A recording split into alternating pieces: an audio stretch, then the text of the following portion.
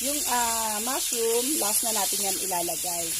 Kasi, ready naman na yan. So, balik tayo mamaya guys. So, ayan pa ang ating butter and garlic vegetable. Kung mapapansin nyo guys, hindi ako blanch ng ating cauliflower. Yan, kasi okay lang naman yan. And then, mahilig naman kasi kami sa anong tawag doon? Yung half cook. So, and then, maluluto din naman yan kahit hindi man i-blanch.